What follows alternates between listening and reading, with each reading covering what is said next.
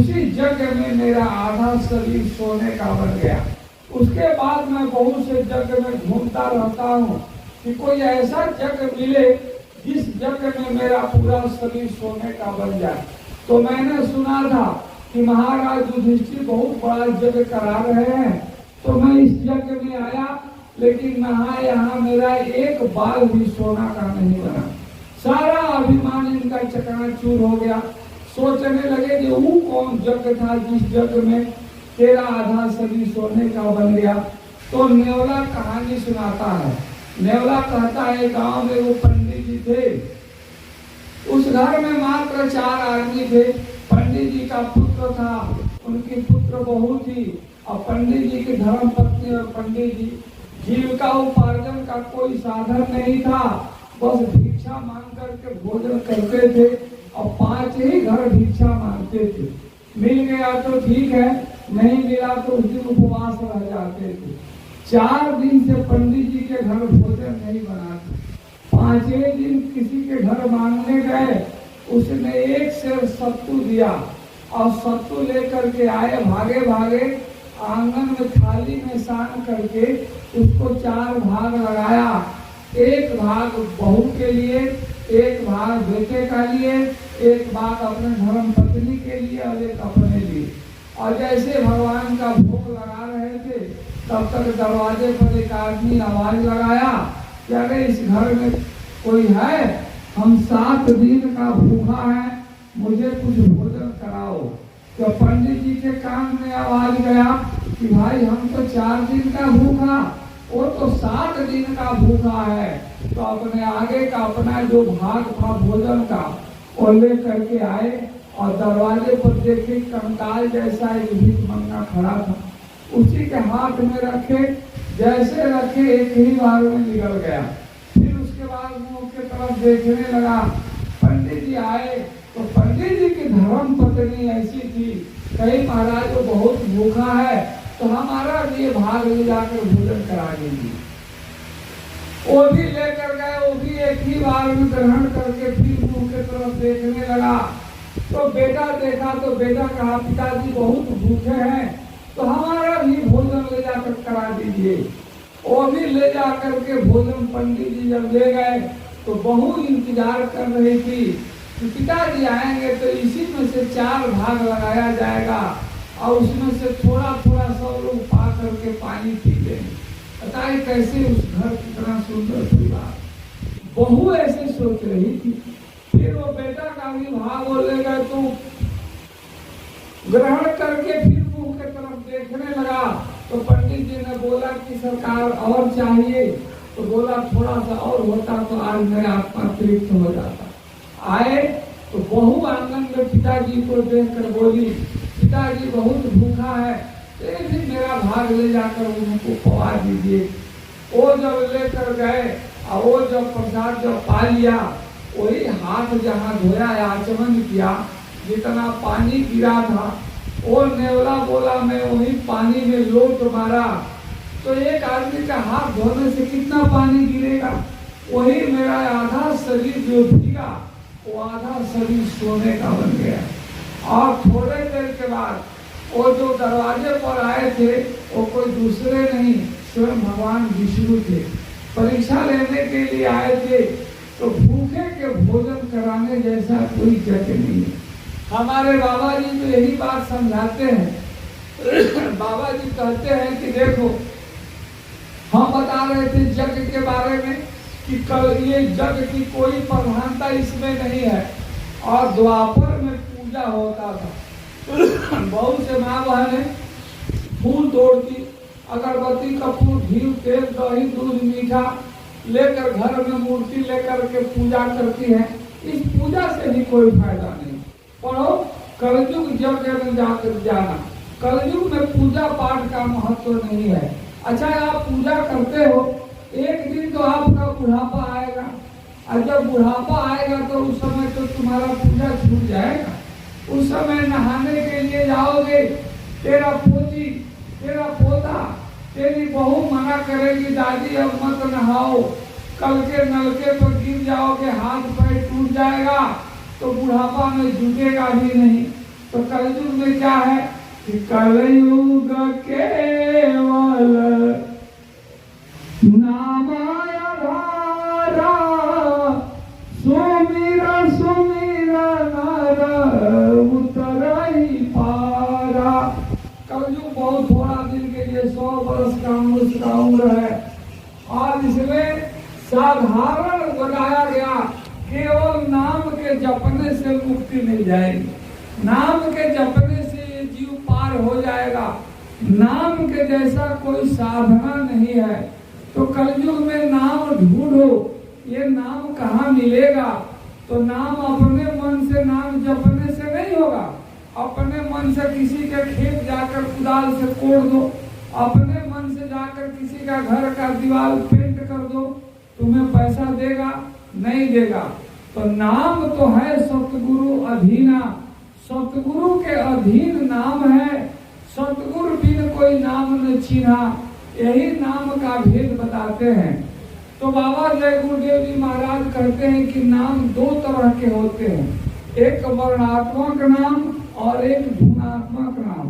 वर्णात्मक नाम है जो वर्ण में है, स्वर वर्ण और व्यंजन वर्ण, जिसको हम लिख सकते हैं, पढ़ सकते हैं। धुनात्मक नाम है वो धुन में है, वो वर्ण में नहीं है, वो लिखा पढ़ा नहीं जा सकता। उसी को कहते हैं गोस्वामी जी कि शब्द शब्द सब कोई कहे, वह तो शब्द विदे, जिभिया पर आवे नहीं निरख परख कर ले। वो जो शब्द है वो अक्षर में नहीं है। तो बाबा जी हमारे यही बात समझाते हैं, कहते हैं कि देखो घर परिवार में रहो, बाल बच्चा के साथ में रहो, खेती बाड़ी दुकानदारी बिजनेस व्यापार नौकरी दफ्तर का काम ईमानदारी से करो। बेईमानी चोरी करके क्या करोगे? कर्म के फल में फंस जाओगे। और कर्म जो जो करोगे तो उसी को भोगना भरना। ईमानदारी से मेहनत करो, बरकत देने वाले हम हैं, तुमको कमी नहीं होगा। देखिए हम लोग भी जब जय गुरुदेव में जब गए थे, जिस समय उस समय इतनी स्थिति खराब थी, इतना समय खराब था हम लोगों का, लेकिन पता न कहां से मालिक की दया हो गई। आज गुरु महाराज की कृपा से सब कुछ भरा पड़ा हुआ है। तो बच्चे भी अच्छे बन गए, पूरा परिवार संस्कारिक बन गया। तो इसीलिए हम आप लोगों से इस बात को कहेंगे, सोचना विचारना आपका काम है। तो हमारे बाबा जी कहते हैं घर परिवार में रहो, बाल बच्चा के साथ में रहो, खेती बाड़ी दुकानदारी बिजनेस व्यापार नौकरी दफ्तर का काम ईमानदारी से करो। 24 घंटा में 23 घंटा समय परिवार के लिए निकालो, बाल बच्चा की सेवा करो, 1 घंटा समय निकालो। सुमिरन, ध्यान और भजन, ये 3 विधि बताते हैं आत्मा के कल्याण करने के लिए। सुमिरन कहते हैं नाम जपने की क्रिया को, याद करने को कहते हैं सुमिरन। जब तुम परमात्मा को याद करोगे तो उनकी दया से, याद को जब उल्टा करोगे तो दया होगा। क्रिया प्रतिक्रिया की विपरीत होती है, एक्शन टू रिएक्शन। न्यूटन का नियम पढ़ाया गया है कि जब तुम याद करोगे तो उनकी दया तेरे ऊपर में होगी। तो कहते हैं कि वो सुमिरन करते हैं। और देखो सुंदर कांड में लिखा हुआ है कि कहन मंत विपत्ति प्रभु सोई, जब लग सुमिरन भजन न होई।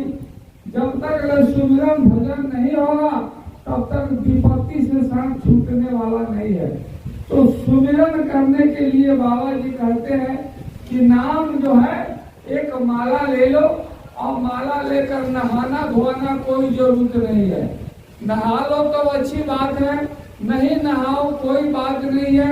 ये रूहानी इबादत है, ये आत्मा से परमात्मा को याद करना है, शारीरिक पूजा नहीं है, शरीर की इसमें उपयोगिता नहीं है।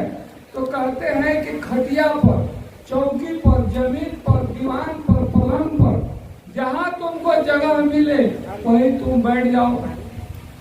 और कपड़ा से मुंह को ढक लो कि मुंह पर मच्छर माछी न बैठे, और माला लेकर के अपना जप लो, भगवान का नाम जप लो। इसको कहते हैं सुमिरन करना। उसके बाद कहते हैं ध्यान।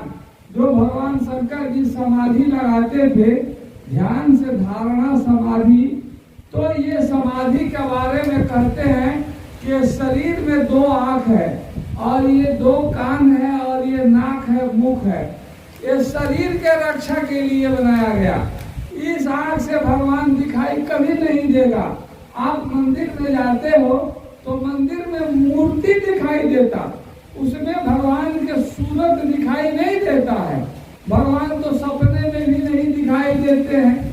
तो कहते हैं भगवान को देखने के लिए दिव्य दृष्टि की आवश्यकता है, यानी थर्ड आई, ज्ञान चक्षु, शिव नेत्र जिसको कहते हैं, ये सबके पास है। ये माँ बहनें जहाँ बिंदी लगाती हैं, हम पुरुष लोग जहाँ चंदन टीका लगाते हैं, यही तीसरा आंख है। वो आंख जब तक आपका नहीं खुलेगा तब तक आप भगवान का दर्शन नहीं कर सकते हो। देखो महाभारत के युद्ध जब हो रहा था और महाभारत के युद्ध कुरुक्षेत्र में भगवान कृष्ण अपना विराट रूप जब दिखाने को जब आए, तो जब विराट रूप दिखाया, इतना प्रकाश उसमें से निकला कि बड़े बड़े योद्धा द्रोणाचार्य, कृपाचार्य, भीष्म पितामह, जयद्रथ, बड़े बड़े लोग की आंख चकचौंधी में पड़ गई। इतना प्रकाश देख नहीं पाए, सिर्फ 2 आदमी देख रहा था। एक संजय जो था धृतराष्ट्र के पास कमरे में बैठकर देख रहा था, और एक अर्जुन को दिव्य दृष्टि दिया गया था, तो अर्जुन भगवान के रूप को देख रहे थे।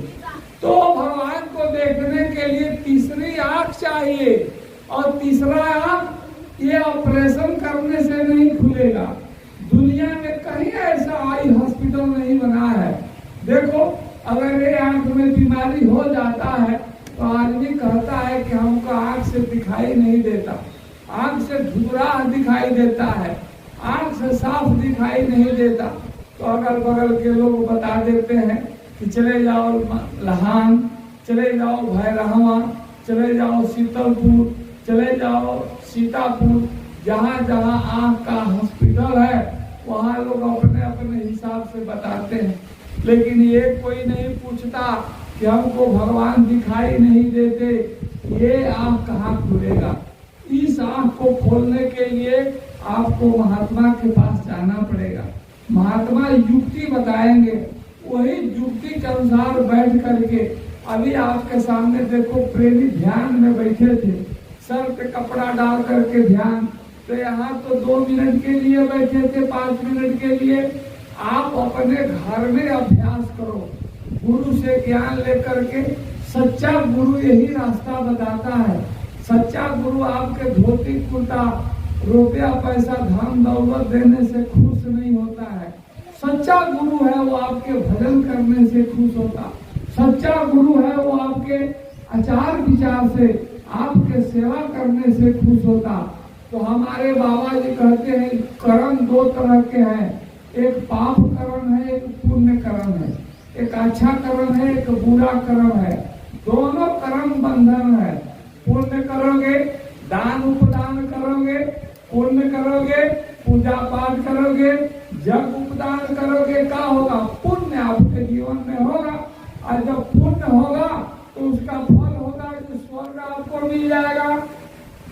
तो देखो उत्तरकांड में लिखा है कि यह तन के फल विषय न भाई, स्वर्गे स्वल्प अंत दुखदाई। है भाई, तन का फल ये नहीं है, स्वर्ग थोड़ा दिन के लिए है, फिर आपको दुख मिलेगा।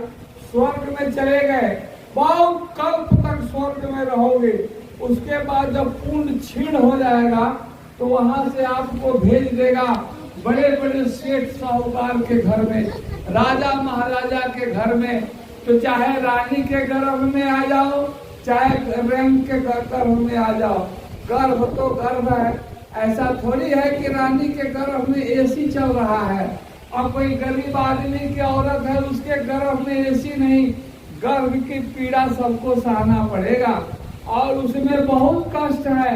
इतना पीड़ा है गर्भ के अंदर माने कि जब पीड़ा होता है जब गर्भ में, तो ये जीव कहता है कि अब प्रभु की कृपा करहु यही भांति, सब तज भजन करहु दिन राति। ऐ प्रभु, अब की बार मुझे काल कोठरी से बाहर निकाल दो, तो सब छोड़ करके हम रात दिन भजन करेंगे, ये वादा किया। लेकिन जैसे गर्भ से बाहर आता है तो ये काल माया का देश है, ये अपना देश नहीं है। यहाँ कोई सुखी नहीं है, यहाँ दुख ही दुख है। इसका नाम दुख्यालय है, कोई सुखी नहीं है।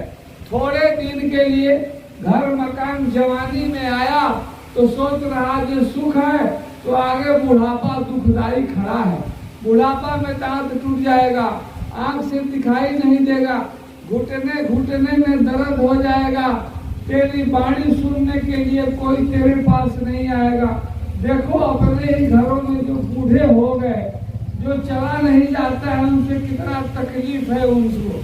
तो बुढ़ापा तो कष्टदायी है और इसी रास्ते से आपको जाना है। तो हमारे बाबा जी कहते हैं कि देखो, इन बातों को सोच समझ लो और सुमिरन ध्यान, यानी तीसरा आँख खोलने का नाम ध्यान है। और जीवात्मा के अंदर जो आँख है उसको खोलने का नाम ध्यान है। वो आँख जब आपका खुल जाएगा तो घर के अंदर क्या हो रहा है वो भी बता सकते हो, घर के बाहर क्या हो सकता है वो भी बता सकते हो। यहीं बैठे बैठे ये बॉम्बे, दिल्ली, कलकत्ता, मद्रास को कौन पूछता है, ये स्वर्ग और नरक को कौन पूछता है, अंड पिंड ब्रह्मांड सतखंड के भेद को तुम बता सकते हो। तो ध्यान जब तक खुलेगा नहीं तब तक भगवान दिखाई नहीं देगा। और ये कहते हैं भजन, जो भजन करने के लिए गर्भ में तूने कहा था कि सब कुछ छोड़ करके रात दिन भजन करेंगे, और देखो भजन को तो सबने कहा। भगवान शंकर जी तो मैया पार्वती को कहते हैं कि सुना हूँ माँ कहूँ अनुभव अपना, और सत्य हरि भजन जगत सब सपना। ऐ उमा, हरि का भजन ही सत्य है, ये दुनिया सपना है। तो भजन क्या होता है? ये ढोलक झाल हारमोनिया बजाने का नाम भजन नहीं है, इसको कीर्तन कहा जाता। भजन कहते हैं वो अनहद बाड़ी, वो कालमा आयते, वो आसमानी आवाज, 24 घंटा अखंड आरती वहाँ हो रही है, उस आवाज को सुनने का नाम भजन है। और इतनी दूर से आवाज आ रही है लेकिन वो आवाज को एक कान नहीं सुन सकता, एक कान के पास क्षमता नहीं है सुनने के लिए। ये ज्यादा आवाज भी सहन नहीं सुन सकता, किसी के कान के पास कस के चिल्ला दो, ज्यादा आवाज लगा दो तो कान का चादर उसका फट जाएगा। लेकिन जीवात्मा में जो कान है, उस कान के अंदर इतनी शक्ति है कि जब मन के एकाग्र करके बिल्कुल एक हो करके, उसी को कहा कि साधक नाम जब पहिलो लाए तो सिद्ध हो ही अनादि को पाए। साधक जब उस नाम में, यानी वो आसमानी आवाज जो आ रही है उसमें जब लय हो जाएगा, उसी में जब मिल जाएगा, तो ये शरीर के अंदर 4 गो शरीर है। ये स्थूल शरीर है 5 तत्वों की, आगे पानी हवा पृथ्वी और आकाश का। इसके अंदर लिंग शरीर है 17 तत्वों का। उसी लिंग शरीर में देवी देवता भूत प्रेत निवास करते हैं।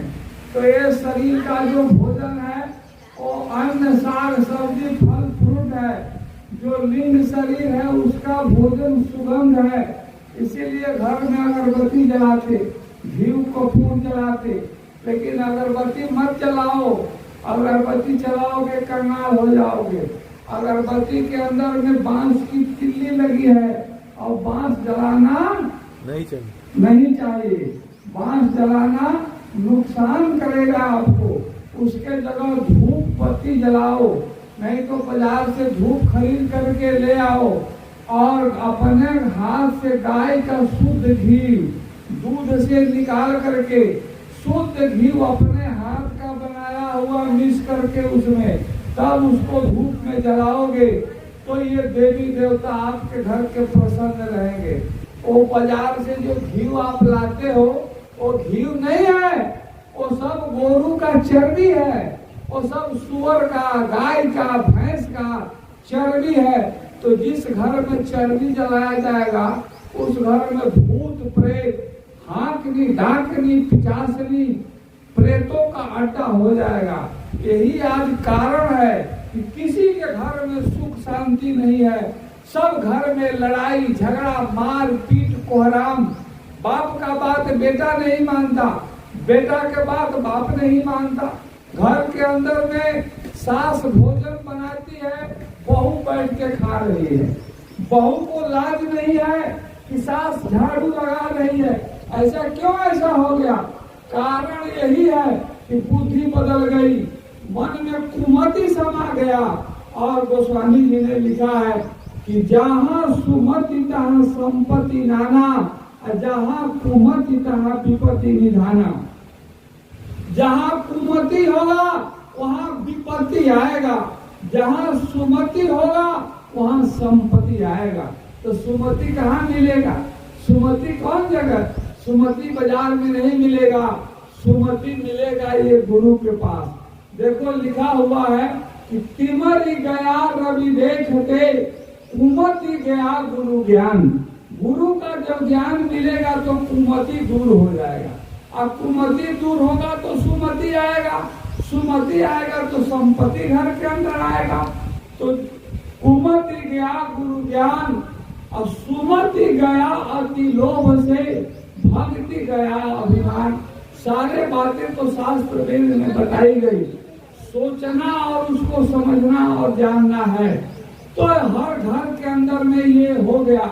अभी कलयुग की इतनी चरम सीमा पर कलयुग इतना अपना विस्तार रूप बना लिया है कि हम जहाँ भी देख रहे हैं लोगों की अजीब व्यवस्था, कहीं गार्जियनशिप नहीं, कोई किसी के कहने में नहीं। और तो और है, जहाँ ज्ञान दिया जा रहा, जहाँ सत्संग सुनाया जा रहा है, वहाँ भी देखते हैं बाबा जी कहे थे कि बच्चा सावधानी से रहो, समय आएगा एक दिन ऐसा कि देखो हमारे जैसे हजारों गुरु प्रकट हो जाएंगे। इशारा किया था बाबा जी ने, आज देखने को हाल मिल रहा है। तो अपने आप में बहुत बड़ी सोचने और समझने की इच्छा प्रबल होने की जरूरत है कि कहीं इसमें से मन विचलित न हो जाए, कहीं मन के अंदर किसी तरह की कोई दोष पैदा न हो जाए। तो बाबा जी हमारे कहते हैं कि देखो सुमिरन ध्यान भजन प्रतिदिन करते रहो, यही एक तुम्हारा एक रास्ता है। सुमिरन भजन तुम्हारा जब छूट जाएगा तेरा मन मोटा होने लगेगा, मन मोटा होने लगेगा तो सत्संग में आना जाना बंद कर दोगे, और सत्संग में आना जाना बंद कर दोगे तो संसार का ये मैल तेरे ऊपर। ये सत्संग को आप क्या समझते हो? ये सत्संग की तेरी बड़ी महिमा बताई गई। कहा गया कि सत्संग जल जो कोई पावे, सब मैलाई कट कर जावे। सत्संग से मन साफ होता है। जब सत्संग में हमेशा आओगे जाओगे, बैठोगे, सुनोगे, समझोगे, तो मन धीरे धीरे साफ होगा। जल्दी से मन साफ नहीं होगा, कुछ समय लगेगा, लेकिन यही मन जब साफ हो जाएगा तो कहा गया है कि निर्मल मन जन सो मोहि पावा। भगवान को किसने पाया? जिसका मन निर्मल हो गया। निर्मल मन जन सो मोहि पावा, मोहि कपट छल छिद्र न भावा। कपट मन के अंदर छल करने वाले, होशियारी और चालाकी करने वाले कभी भगवान को नहीं पा सकते। भगवान को सरल और सीधा ही पाया है। तो हमारे बाबा जी इतना सरल, इतना सीधा रास्ता बताते हैं, जो पढ़ा लिखा अनपढ़ कोई भी आदमी इसको कर सकता है।